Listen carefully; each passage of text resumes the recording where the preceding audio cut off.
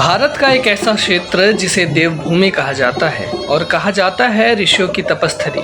जी हाँ, मैं बात कर रहा हूँ ऋषिकेश के, जो भारत के मस्तक पर तिलक के समान संस्कृति को संजोए रखा है।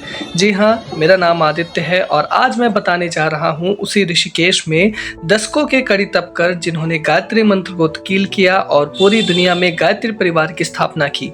वे पंडित श्री राम शर्माचार्य और उनकी पत्नी भगवती देवी शर्मा ने की थी, जिनका केंद्र शांति कुंज हरिद्वार में है। शांति कुंज भारतीय संस्कृति का वह केंद्र है जहां वैदिक दिनचर्या और शिविर के माध्यम से हर वर्ग और जाति के लोगों को समान शिक्षा दी जाती है और एक समान देखा जाता है। साथ ही निःशुल्क आवास और भोजन प्रदान भी किए जाते हैं। प्रांगण का वातावरण धरती में स्वर्ग के समान है और लोगों के अंदर वही देवी देवताओं की दिव्यता उनके चेहरे पर नजर आती है। साथ ही माँ गायत्री मंदिर को इस प्रकार बनाया कि उनकी दिव्यता ऐसे मानो यहीं विराजमान हो और उनके दर्शन मात्र से हमारा जीवन कल्याणकारी बन उठा हो। उसी ओर भटके हुए देवताओं को फिर से जगाने का अभियान करोड़ों लोगों के जीवन में बदलाव लाने का काम कर रही है और लोगों में उनके अस्तित्व को जगाने का काम कर रही है। प्रांगण को पूर्ण रूप से हरा भरा बनाया गया है। अलग अलग केंद्र, अलग अलग कक्ष निर्माण किए गए हैं।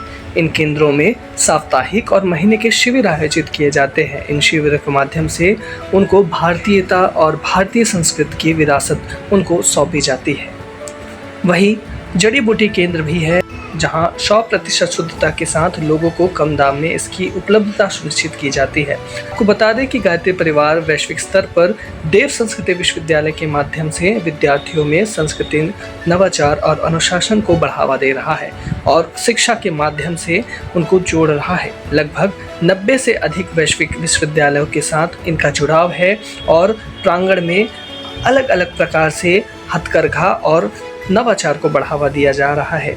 प्रांगण में एक हथकरघा प्रशिक्षण केंद्र भी है जहां खादी और स्वदेशी को बढ़ावा दिया जाता है और हथकरघे की विरासत को वैश्विक स्तर पर प्रदर्शित किया जाता है।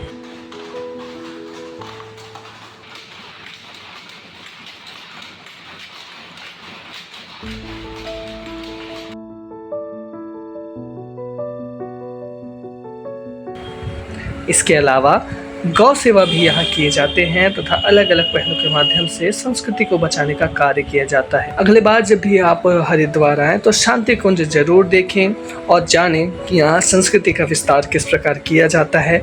इस अभियान से जुड़े और भारतीयता को करीब से जाने, समझे और जिए। धन्यवाद।